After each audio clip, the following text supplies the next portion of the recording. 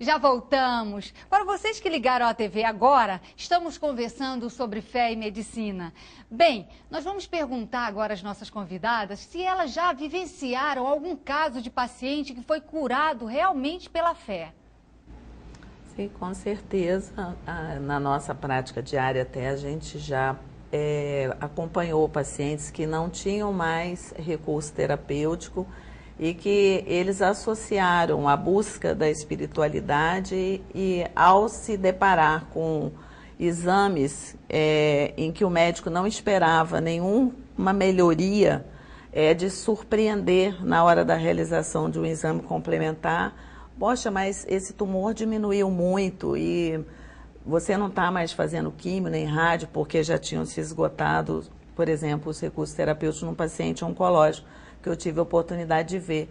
E o tumor, que era enorme, se tornou pequeno porque ele tinha passado por uma sessão de tratamento perispiritual dentro da religião espírita. Inclusive, ele procurou um médium de Uberaba. Na época, se eu não me engano, eu acho que foi até Chico Xavier, ele tinha procurado. E ele andou perambulando pelo Brasil afora, falava com ele que tinha um tratamento diferente dentro de um nível energético, ele ia e ele acreditava que ia melhorar e realmente ele surpreendeu os oncologistas dele quando ele já estava na fase de tratamento paliativo. E o colega que acompanha esse paciente esperava que ele tivesse uma sobrevida de no máximo 3 anos e esse paciente já estava com 15 anos pós-tratamento radioterápico e quimioterápico de um câncer sem recursos. Agora, doutora Annelise, vamos conversar ao inverso disso. A pessoa que larga todo o tratamento, larga a medicina, larga os médicos e vai viver da doença dele, da cura dele através da fé.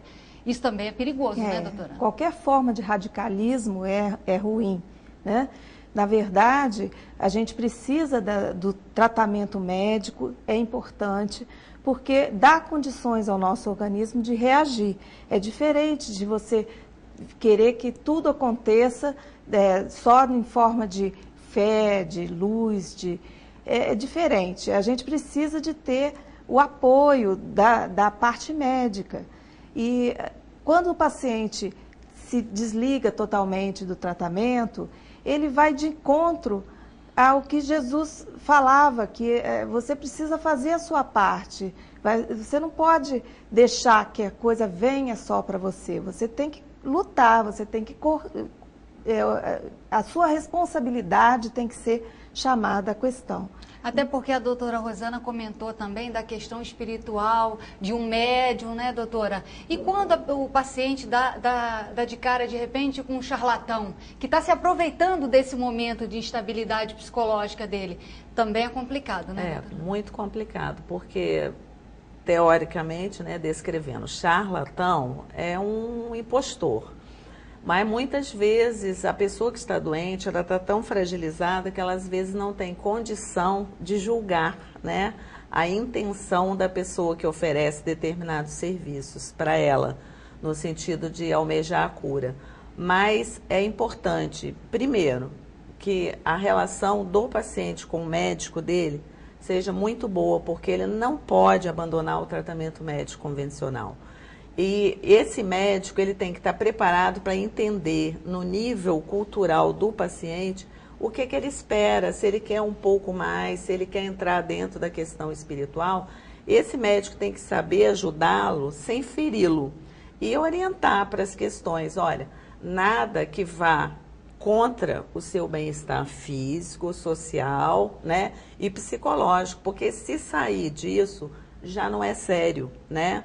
Então, ele tem que contar com a ajuda do médico para que ele saiba definir, porque muitas vezes a pessoa que sofre, ela não tem condição de definir se aquilo é uma coisa séria ou se estão querendo explorá-lo, né? Agora, até que ponto o fanatismo pode atrapalhar um tratamento, doutora?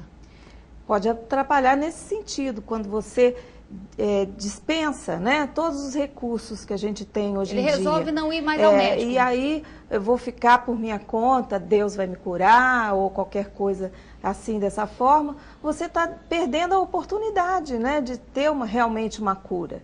Porque isso aí não é questão de fé. A fé é importante, você saber que Deus pode te curar, sim. Mas você tem que fazer o seu tratamento, a sua parte. Não vai acontecer milagre dessa forma, se você não se esforçar, né? Doutora Rosana, até que ponto as promessas de curas milagrosas que a mídia a todo tempo está colocando aí em circulação influencia as pessoas nesse aspecto? Conforme a gente estava falando, influencia bastante a partir do momento que o doente que sofre, ele é um ser frágil. Então, se ele se encontrar sozinho, ele pode rumar por um caminho perigoso, que é o caminho do fanatismo, da fé cega. O que a gente gosta de chamar sempre é atenção. A fé, ela também tem que ser raciocinada. Nós não podemos abandonar a ciência. Nós podemos unir a ciência com a fé e com a religiosidade, mas jamais separá-las. Porque se nos é dado, né, a medicina, a ciência e todo o desenvolvimento terapêutico que nós temos hoje em dia, porque ele é necessário.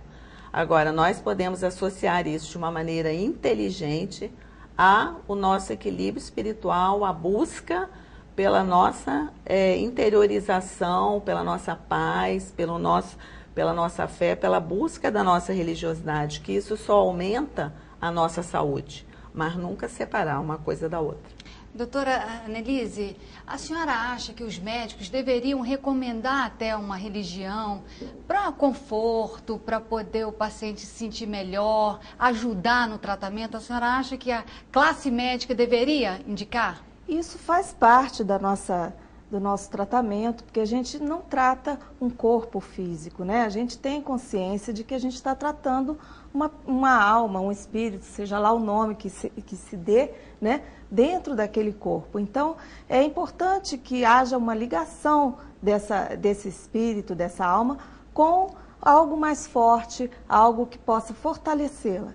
E não especificamente uma religião, mas a religiosidade, a espiritualidade é importante no tratamento. Então, é fundamental que o médico tenha porque às vezes a pessoa não tem apoio, não tem às vezes um apoio familiar, um apoio no seu círculo de amizades, e o apoio espiritual é o mais importante nesse momento. E de repente, doutora, uma palavra que o médico fala, a pessoa segue um caminho diferente na vida, né?